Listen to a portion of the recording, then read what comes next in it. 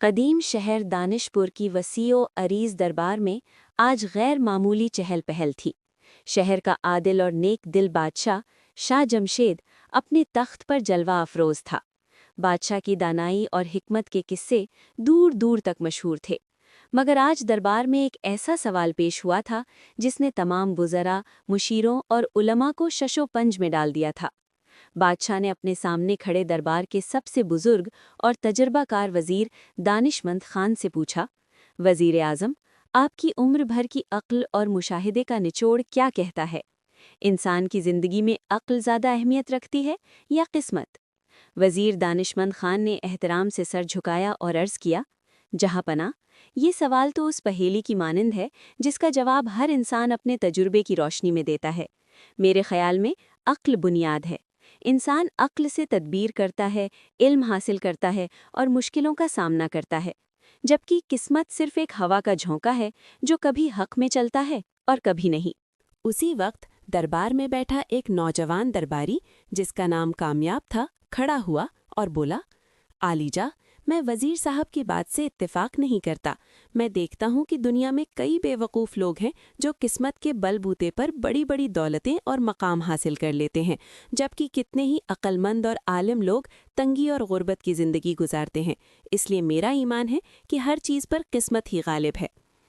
بادشاہ نے سب کی دلیلیں سنی مگر کوئی بھی متفقہ رائے قائم نہ ہو سکی۔ اس نے ایک گہری سانس لی اور اعلان کیا، بہت خوب، اس کا فیصلہ صرف بحث سے نہیں ہوگا۔ ہم ایک مقابلے کا اعلان کرتے ہیں۔ دربار کے دو سب سے عقل مند اور دو سب سے قسمت کے دھنی لوگ اس آزمائش میں حصہ لیں گے۔ عقل والوں کا لائحہ عمل۔ دانشمند خان اور حکیم نے کمرے میں داخل ہوتے ہی غور و خوض شروع کر دیا۔ دانشمند خان نے کہا، ہمارے پاس عقل ہے، ہم قسمت کے دروازے پر دستک نہیں دیں گے بلکہ اپنے لیے راستہ خود بنائیں گے۔ حکیم نے مشورہ دیا، اس شہر میں سب سے زیادہ ضرورت کس چیز کی ہے؟ یہاں پینے کا صاف پانی کمیاب ہے۔ اگر ہم پانی کی صفائی کا کوئی نیا طریقہ ایجاد کر لیں تو یہ ہماری دولت اور شہرت کا ذریعہ بن سکتا ہے۔ انہوں نے اپنی عقل، علم اور کیمیائی فارمولوں کا استعمال کرتے ہوئے ایک سادہ مگر مؤثر پانی صاف کرنے والا آلہ ایجاد کر لیا۔ چونکہ ان کے پاس سرمایہ نہیں تھا، انہوں نے پہلے کچھ عام لوگوں کو مفت میں صاف پانی فراہم کیا اور ساتھ ہی انہیں اس آلے کے فائدے بتائے۔ جلد ہی شہر کے رئیسوں اور تاجروں نے ان کے آلے میں دلچسپی لینا شروع کر دی۔ سال کے اندر ان کی عقل کی بدولت ان کا کاروبار خوب چمک اٹھا اور وہ شہر کے سب سے دولت مند اور معزز لوگ بن گئے۔ ان کی شہرت صرف دولت کی وجہ سے نہیں تھی بلکہ اس سائنسی ایجاد کی وجہ سے بھی تھی جس نے کئی لوگوں کو بیماریوں سے بچایا تھا۔ قسمت والوں کا لائحہ عمل۔ دوسری طرف کامیاب اور بختاور نے کمرے میں بیٹھ کر کہے لگائے۔ کامیاب نے کہا، بختاور، تم بھی میرے جیسے ہو، محنت پر بھروسہ نہیں کرتے۔ ہم عقل پر وقت کیوں ضائع کریں؟ قسمت ہی ہمیں بادشاہ بنائے گی۔ بختاور نے کہا، ضرور، ہماری قسمت ہمیں کسی بھی وقت خزانے سے بھرے گھڑے تک لے جا سکتی ہے۔ انہوں نے پورا سال کوئی کام نہیں کیا، وہ صرف کمرے میں بیٹھے قسمت کے معجزے کا انتظار کرتے رہے۔ انہوں نے سوچا کہ کوئی بادشاہ کا خزانہ لے کر بھاگے گا اور ان کے قدموں میں گرا دے گا، یا وہ کسی لاٹری میں جیت جائیں گے۔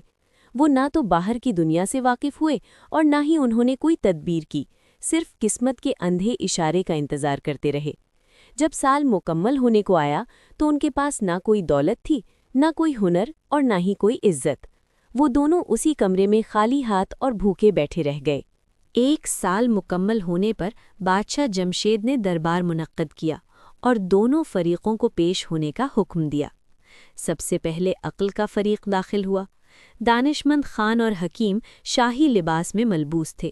ان کے پیچھے سونے اور چاندی سے لدے اونٹوں کی قطار تھی جو ان کی بنائی ہوئی چیزوں کی فروخت سے حاصل ہوئی تھی۔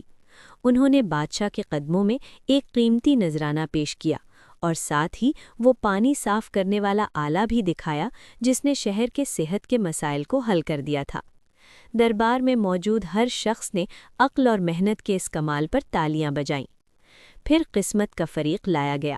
کامیاب اور بختاور بھوکے اور میلے کچیلے کپڑوں میں تھے۔ ان کے پاس نہ کوئی دولت تھی، نہ کوئی کارنامہ اور نہ ہی کوئی اچھی بات کہنے کو۔ بادشاہ نے کامیاب سے پوچھا، تمہاری قسمت نے کیا کیا؟ کامیاب شرمندگی سے بولا، جہاں پناہ قسمت مجھ پر مہربان نہ ہوئی اور نہ ہی کوئی خزانہ میرے قدموں میں گرا۔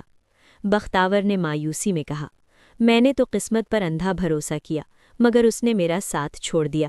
شاہ جمشید نے ایک لمحے کے لیے خاموشی اختیار کی اور پھر ایک پرجلال لہجے میں اعلان کیا، آج ثابت ہوا کہ عقل قسمت سے برتر ہے۔ قسمت ایک ایسا دھندلا ستارہ ہے جو کبھی چمکتا ہے اور کبھی نہیں، لیکن عقل ایک روشن چراغ ہے جسے انسان اپنی محنت اور علم کی ہوا سے کبھی بجھنے نہیں دیتا۔ عقل نے تدبیر کی، کوشش کی اور انسانیت کے لیے مفید کام کیا، جبکہ قسمت کے انتظار میں بیٹھنے والوں نے اپنا وقت اور موقع ضائع کر دیا۔ بادشاہ نے دانشمند خان اور حکیم کو بہت انعام و اکرام سے نوازا اور انہیں دربار کے سب سے اعلیٰ عہدوں پر فائز کیا۔ اس دن کے بعد دانشپور میں یہ بات مشہور ہو گئی کہ انسان کو اپنی زندگی میں اندھی قسمت پر بھروسہ کرنے کی بجائے اپنی عقل کو اپنا ہتھیار بنانا چاہیے، علم حاصل کرنا چاہیے اور محنت سے اپنی قسمت کا راستہ خود بنانا چاہیے۔ عقل وہ بیج ہے جسے جب محنت کی مٹی میں بویا جاتا ہے تو وہ کامیابی کا تناور درخت بن جاتا ہے، جسے گرانے کے لیے قسمت کے طوفان بھی ناکام رہتے ہیں۔